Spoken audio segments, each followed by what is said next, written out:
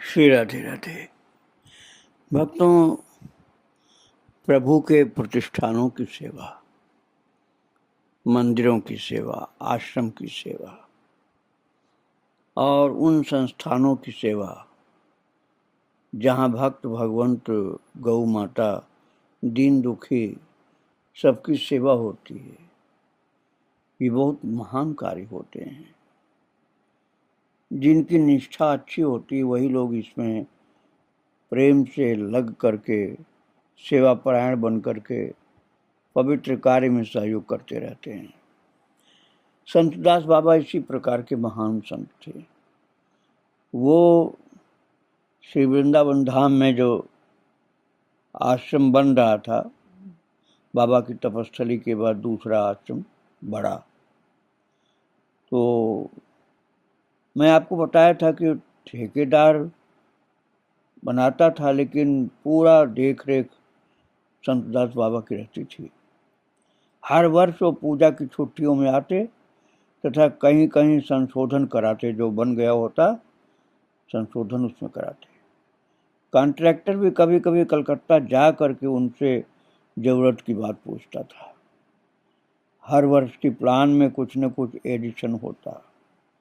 उनके मन में जब जो प्रेरणा होती उसी के अनुरूप वो बनवाते रहते, चाहे उसके लिए पहले बना हुआ क्यों न तोड़वाया ना पड़ जाए, तो तोड़वा करके फिर ठीक कराते। इस प्रकार प्राय उस जमाने का 60,000 रुपये में विराट आश्रम का निर्माण हुआ। अब 60,000 का मतलब 60 लाख से ज़्यादा तो आप मान ही लो। और उन्होंने इस संबंध में बताया था भक्तों को कि बाबा उस समय सोच करके हतबुद्धि सा हो जाता था कि ये क्या हो रहा है। भीतर से ऐसी आवेगपूर्ण प्रेरणा होती कि अपने को रोक नहीं पाता था और फिर वैसा ही करवाता। तो समझ में आता था गुरुदेव की प्रेरणा हो रही। अब देखो, ये भी छोटा लगता है। ठाकुर जी का काम उन्होंने स्वयं करवा लिया। जमीन तो भक्तों अब भी बहुत है वहाँ, लेकिन उस समय जो आश्रम बड़ा बनवाया था, किंतु बाद में भक्तों को लगा कि ये भी छोटा ही है और बड़ा होना चाहिए था। इस तरह लगभग 7 वर्ष में आश्रम निर्मित हुआ और वृंदावन शहर के बाहरी हिस्से के रेलवे स्टेशन से लेकर जयपुर के राजा के मंदिर के पिछवाड़े तक आश्रम है। भीतर विशाल प्रांगण है, जिसके चारों ओर आश्रम के कमरे, बीच में जगमोहन और मुख्य मंदिर युक्त उच्च मंदिर है। मंदिर और जगमोहन का फर्श मार्बल का उस जमाने में बन गया था। अभी बात तो 100 वर्ष से भी ज़्यादा पहले की है। ऊपर की मंजिल पर भी एक बड़ा कमरा और 2 छोटे कमरे बनाए गए। तो 19 मई सन 1915 ईस्वी को अक्षय तृतीया की शुभ तिथि को इस मंदिर की प्रतिष्ठा हुई, अर्थात 110 साल पहले की बात है। और इस उपलक्ष्य में विराट आयोजन व महोत्सव हुआ।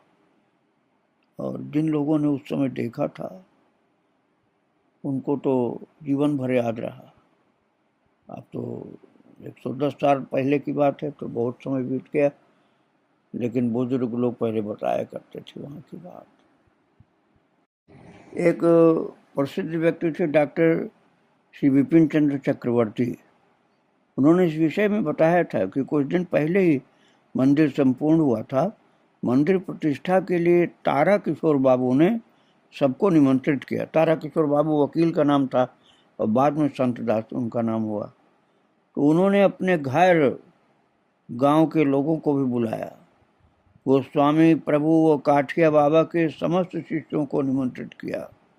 गोस्वामी प्रभु का तात्पर्य विजय कृष्ण गोस्वामी के शिष्य लोग भी आए और काठिया बाबा के शिष्य लोग भी एकत्रित हुए थे। इसके अलावा उन्होंने एक आश्चर्यजनक निमंत्रण भी दिया था जो शायद ही कोई करता हो। काली घाट जाकर के माँ काली को भी निमंत्रित किया था। पुरी जाकर जगन्नाथ भगवान को निमंत्रण दिया था। वृंदावन के रास्ते में गया जाकर के गदाधर को तथा काशी जाकर विश्वेश्वर को निमंत्रित किया। और एक बात आशुतोष भट्टाचार्य ने भी बताई थी कि वैशाख की अक्षय तृतीया को 1915 में वृंदावन में मंदिर की प्रतिष्ठा होगी, ये उन्होंने पहले ही निश्चय कर लिया था, जबकि उनके पास यथेष्ट रुपये तब नहीं थे। प्रतिष्ठा के खर्चे के साथ ही साथ ठेकेदार का भी काफी देना था। जैसे जैसे आश्रम प्रतिष्ठा का समय निकट आता गया, वैसे ही भक्तवत्सल भगवान रुपयों का प्रबंध करते गए। काली कृष्ण बाबू के मामले में तो उनको 400 रुपये रोज मिलते थे। अब ये आज के हिसाब से मत सोचो, आज तो मजदूर भी 400 से ज़्यादा रहता है। उस उत्सव के लिए बहुतों को निमंत्रण पत्र भेजे गए, जो कि बहुत से लोगों की लंबी लिस्ट थी। उन पत्रों में लिखा था कि सबको अलग अलग पत्र लिखने मुश्किल हैं, इस कारण तुम लोग वहाँ के अन्य लोगों को भी बताओ और जो आ सकें उनको बहुत आनंद मिलेगा। उत्सव में वृंदावन आने के लिए बहुत संत भक्त लोग एकत्रित हुए थे और सबके जाने का खर्च भी वहन किया गया। बहुत से भक्त लोग वहन किए, बहुत से लोग आश्रम की ओर से भी किए।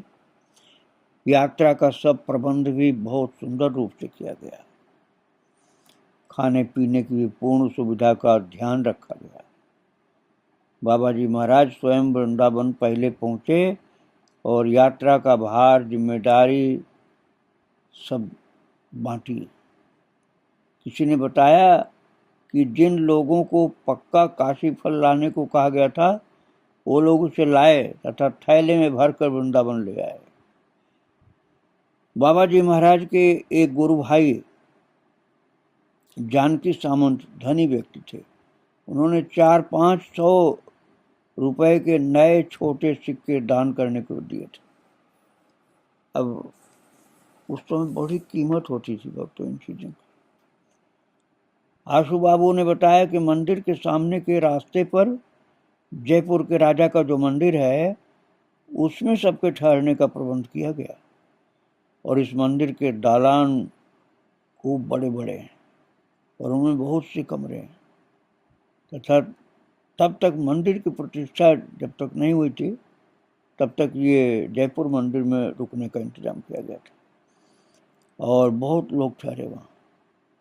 इन सब के लिए सारी व्यवस्था, भोजन जलपान सबकी की गई थी। बहुत मजदूर भी थे और बड़ी सुंदर व्यवस्थाएं उस समय राजा की ओर से भी की गई थी। जेठ के महीने में वृंदावन में खूब गर्मी पड़ती है। वहाँ लू जो गर्म हवा होती है, कभी कभी बड़ी अनिष्टकारी भी होती, वो भी चलती है और 10 बजे के बाद बाहर जाना भी मुश्किल होता है, ऐसी गर्मी जब पड़ती है। तो जयपुर के मंदिर से काठिया बाबा के आश्रम तक आने जाने के लिए पैरों में पहनने के लिए कपड़े के जूते की भी व्यवस्था की गई थी। इतनी गर्मी थी उसमें। भक्तों, अब तो दोनों आश्रमों के बीच में बहुत ऊंची बाउंड्री बनी है। उस समय राजा साहब ने बाउंड्री हटवा दी थी। रोज बैलगाड़ी में तरकारी, बर्फ, चीनी, मैदा और राशन का सारा सामान आता था, बैलगाड़ियों में चलता था। सोमवार को सुबह पुराने स्थान में कीर्तन आरंभ हुआ। विजय कृष्ण गोस्वामी के भक्त शिष्य गायक रेवती सेन ने ब्रज विदेही महंत की अर्थात स्वामी रामदास काठिया बाबा की ये लीला का वर्णन करते हुए खूब लोगों को भावयुक्त किया और श्री राधा बिहारी और श्री राधा रानी का युगल विग्रह स्थापित किया गया। युगल विग्रह की स्थापना तो भक्तों पहले ही हो चुकी थी, लेकिन उस समय उनको इस प्रकार से स्थापित किया गया था कि उनको लिया गया शोभा यात्रा में भी, और शोभा यात्रा में विराजमान किया गया बाबा के सुंदर बहुत बड़े चित्र के साथ, और इधर पत्र पुष्पों से नए आश्रम को खूब सजाया गया, वेदी बना करके उसको भी सुसज्जित किया गया। 4 प्रसिद्ध विद्वान, बहुत अच्छे अच्छे विद्वान लोगों ने यज्ञारंभ किया। चारों ओर आनंद का साम्राज्य था। विपिन बाबू ने बताया कि इस पवित्र कार्य में थोड़ा भी योगदान दे करके सब लोग धन्य धन्य हो रहे थे, इतना सबको आनंद था। ब्रजवासी, साधु संत और गृहस्थ सभी इस भावना से प्रेरित होकर के काम कर रहे थे, और साधुओं का काम करने का ढंग आश्चर्यजनक था। हजारों के लिए रसोई बनाना उनका ही काम था। सब काम बहुत ही शांति तथा विधि के साथ किया जा रहा था। प्रचुर खाद्य सामग्री तैयार की जा रही थी। यह सब देख करके मन में श्रद्धा और विस्मय होता था। नगर यात्रा से लौटने के बाद अभिषेक का कार्य आरंभ हुआ, और युगल विग्रह के अभिषेक के लिए बहुत से तीर्थों का जल पहले से संग्रह किया गया था। श्री दादा गुरु जी की मूर्ति प्रतिष्ठित करके, अर्थात काठिया बाबा, बड़े काठिया बाबा की श्री विग्रह को प्रतिष्ठित किया गया। उनके सम्मुख युगल विग्रह का नाना तीर्थोदकों से अभिषेक किया गया। फिर श्री गरुण देव जी तथा श्री महावीर जी का भी अभिषेक करके उन्हें ऐसा स्थान स्थापित किया गया। 3 दिन में ये विराट अनुष्ठान पूर्ण हुआ, और असंख्य लोग प्रसाद पाकर के परितृप्त हुए। साधु सेवा, दरिद्र सेवा, गरीब सेवा, अतिथि सेवा और गरीबों को दान, कलकत्ता से जो पैसे आए थे वो सब गरीबों में बांट दिए गए, और ब्रजवासी धन्य धन्य कहने लगे, इतना प्रसन्न हुए। नए आश्रम में ही सबने प्रसाद ग्रहण किया। छोटे आश्रम में भक्त, पुराना आश्रम जो तपस्थली बाबा की, वहाँ ज़्यादा जगह नहीं है, इसलिए नए आश्रम में सब इंतजाम किया गया। उत्सव के बाद भी लड्डू, कचौड़ी, पूरी, मिठाई वगैरह काफ़ी सामान बचा, अतः वो भी बहुतों को चलते समय साथ में दिया जा रहा था। बंगाल से जो लोग आए हुए थे वो लोग भी लौटते समय खूब ज़्यादा मात्रा में प्रसाद अपने घर ले गए, और आश्रम प्रतिष्ठा के बाद मन प्राण सब वहीं छोड़ करके बाबा जी महाराज जल्दी ही वहाँ स्थायी भाव से रहने की आकांक्षा लेकर के तब कलकत्ता लौटे, और उस समय ठेकेदार को 30,000 रुपये देना बाकी था। अब 30,000 की कीमत नहीं समझ में आएगी। 30 लाख से तो बहुत ज़्यादा होगा। अब वो इतना पुराना समय, 110 साल पहले की बात है, तो 30,000 उस समय का, आज का 30 लाख से भी ज़्यादा होगा। कितना होगा ठीक नहीं बताया जा सकता है। संतदास बाबा के मन में तो संसार त्याग कर वृंदावन में आकर के भजन साधन करने का संकल्प तो बहुत पहले से था, बहुत दिनों पहले से, और उनके गुरुदेव के जीवन काल में उन्होंने 1-2 बार उनको भी अपनी अभिलाषा बताई थी, लेकिन उन्होंने ये कह करके कि अभी समय नहीं हुआ है अथवा अभी संसार में उन्हें कुछ करना बाकी है, उन्हें इस विचार से निवृत्त कर दिया था। कि बहुत पहले भी जब पंडित प्रवर पंचानन तर्करत्न ने संपर्क किया था, उस समय भी तर्करत्न जी ने उन्हें देखकर सब बातें अनुभव किया था, और हृदय में संसार त्याग की भावना उस समय भी प्रबल थी उनकी। और भगवान श्री कृष्ण ने स्वयं दर्शन दे करके संसार त्याग की प्रबल इच्छा को दबाया। प्रभु ने कहा कि अभी तुम्हें रुकना है थोड़ा समय, और उसके बाद तो वृंदावन ही रहना है, लेकिन अभी कुछ व्यवस्था तुम्हें और देखनी है। तो भगवान ने तो दर्शन उनको कलकत्ता में ही दे दिया था और कहा कि नहीं थोड़े दिन और रुको, फिर बाद में तो वृंदावन में ही रहना तुमको। तो उन्होंने इस बात को बताई थी और मैं पहले आपको सुना भी चुका हूँ। इस प्रकार से भगवान इनके ऊपर सदा कृपा करते रहते थे। तो भक्तों यहाँ से अर्थात वृंदावन धाम से बाबा कलकत्ता तो चले गए थे, उस समय सब प्रतिष्ठा आदि करा करके, आश्रम मंदिर सब बना के प्रतिष्ठा आदि करा के सब कार्य करा के गए थे। लेकिन उनके दिमाग में बात रहती थी कि 30,000 का कर्जा भी सिर पर है। 30,000 का कर्जा था, 30 लाख के ऊपर का कर्जा। वो सदैव भगवान से प्रार्थना करते थे, हे प्रभु जब तक मैं ऋण शोध नहीं कर पाऊंगा तब तक तुम्हारी सेवा में भी संपूर्ण भाव से आत्मनियोग नहीं कर सकता। मुझे और कितने दिन तक वकालत के बंधन में रखोगे। हम लोगों से अर्थात संतों से भक्तों से मिलते तो कहते भगवान कब मुझे संसार से छुट्टी देंगे, और ये 30,000 रुपये जब तक शोध नहीं कर पाऊंगा तब तक मैं वृंदावन वासी नहीं हो सकता हूँ। तो मन से वृंदावन में रह रहे थे, भले ही कुछ कार्य विशेष से कलकत्ता में थे, और मन में ठान लिया था बहुत जल्दी वृंदावन में ही रहना। अब इन सब बातों द्वारा उस समय उनके मन की अवस्था का परिचय मिलता है। उनके गुरुदेव ने एक बार उनसे कहा था, नया आश्रम बनने पर वो वहाँ रहेंगे तथा उन्हें भी संसार से छुड़ाकर अपने पास रखेंगे। उन्होंने इस कथन पर दृढ़ विश्वास किया तथा उस दिन की आतुरता से प्रतीक्षा करने लगे। वो दिन भी आया, लेकिन ऋण रहने से उन्हें लौट करके आना पड़ा। ऋण सब चुका देना जरूरी था, इसके वो हमेशा ही समर्थक थे। गुरु कृपा से शीघ्र ही सब ऋण शोध हो गया, और वृंदावन के ठेकेदार का ऋण नहीं बल्कि सब तरह का ऋण पूरा का पूरा शोध करके सब प्रकार से बंधन उन्हें छोड़ना पड़ा, अर्थात जो ऋण का बंधन था उससे मुक्त हुए, और संसार के बंधन भी उनके मन से हट गए। ऐसे संसार ने उनको छोड़ दिया, एकदम मुक्त करके तो भगवान ने उन्हें ग्रहण किया। वो भक्तों वृंदावन धाम आने के लिए पूर्ण रूप से तैयार हो गए।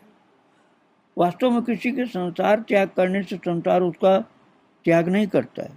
संसार की आसक्ति पूर्ण रूप से नष्ट होने से पहले संसार कर्म त्याग करके वन में अथवा किसी और स्थान पर जाकर समाधि योग का प्रयास करने से ही सफलता पूर्ण नहीं मिलती, बल्कि चित्त में सांसारिकता हटने से काम बनता है।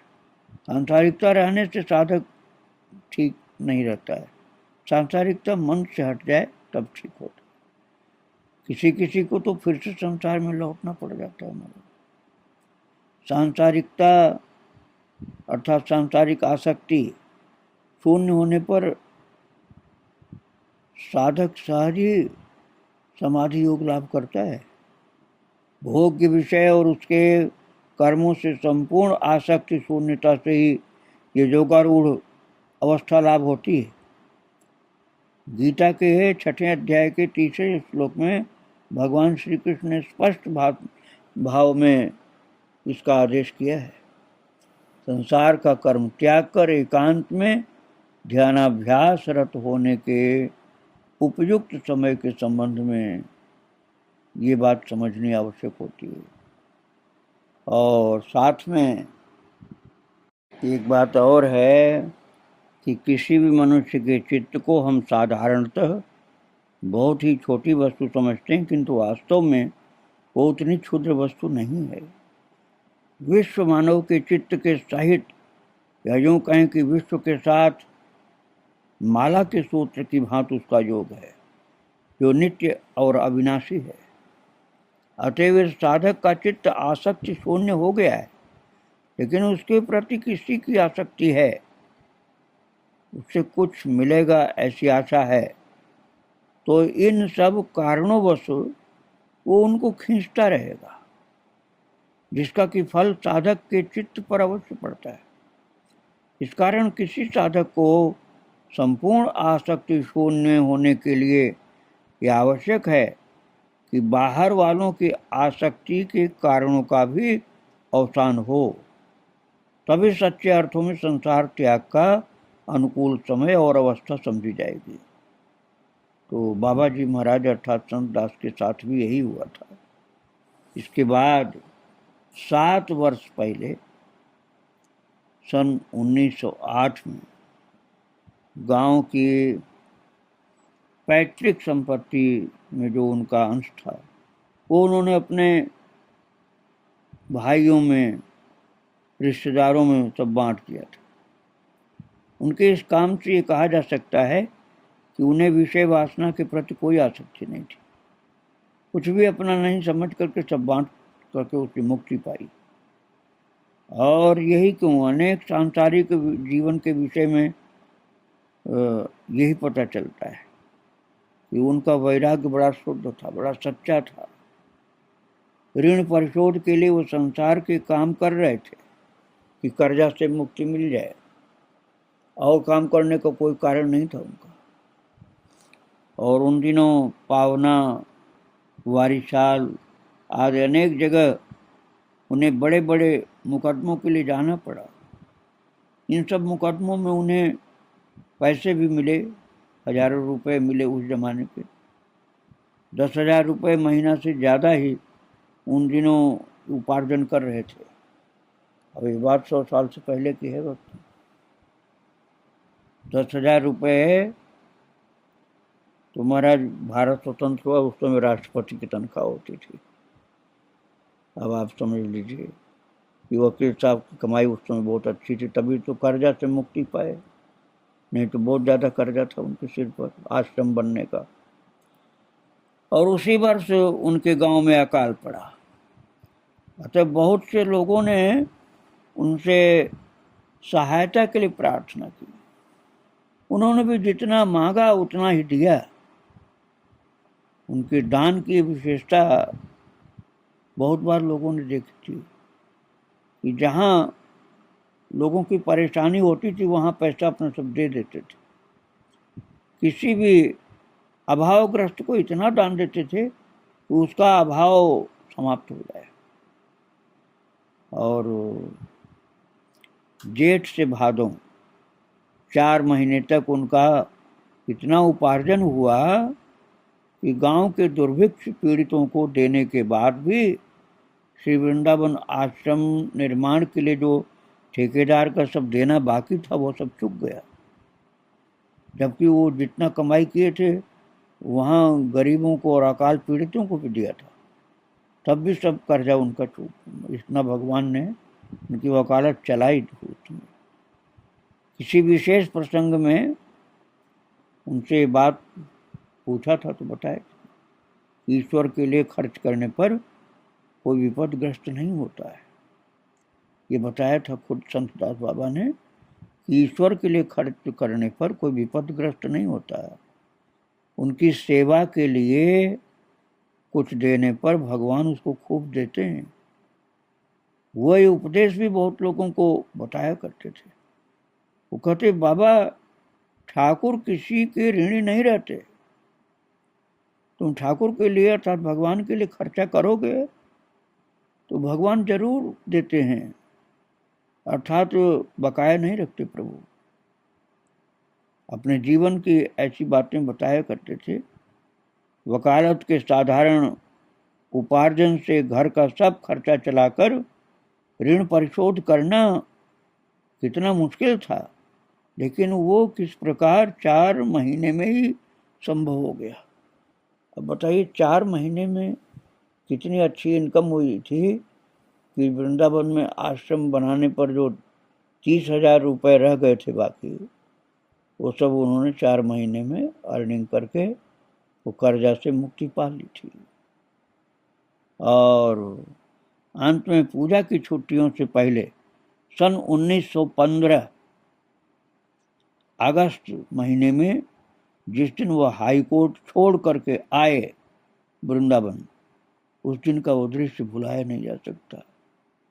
बार लाइब्रेरी में उनके जितने साथी लोग थे, उनका जो प्रभाव था, उनके आदर्श चरित्र के कारण सब उन पर जो श्रद्धा करते थे, स्नेह देते थे, वो अद्भुत था।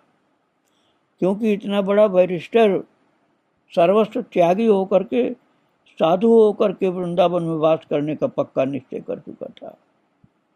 इसलिए जितने लोगों को उन्होंने वकालत का काम सिखाया, उनका संबंध शिक्षक व छात्र का था, और उनके समय पर सब प्रकार की सहायता जो देते थे, नए वकीलों की खूब सहायता करते थे महाराज। वो मैंने पहले भी बताया था आपको, कितने लोगों को अपने घर में रखते थे, वकीलों को, विद्यार्थियों को, भीड़ लगी रहती थी, सबके खाने पीने का इंतजाम। उन लोगों से जब विदा लिया है संत दास जी ने, कलकत्ता को छोड़ा है सन 1915 के अगस्त में, तो सब कितने भाव विभोर हुए होंगे, उसका अनुमान आप लगा सकते हैं। इस प्रकार से कलकत्ता का वकालत वाला जीवन जो था, उससे मुक्ति पा करके बाबा आते हैं वृंदावन धाम, या साधना तपस्या करते हैं। उन बातों को कल मैं सुनाऊंगा आपको। आज महाराज जी को और उनके गुरुदेव को प्रणाम करके यहीं विराम दे रहा हूँ। श्री राधे राधे, जय श्री राधे।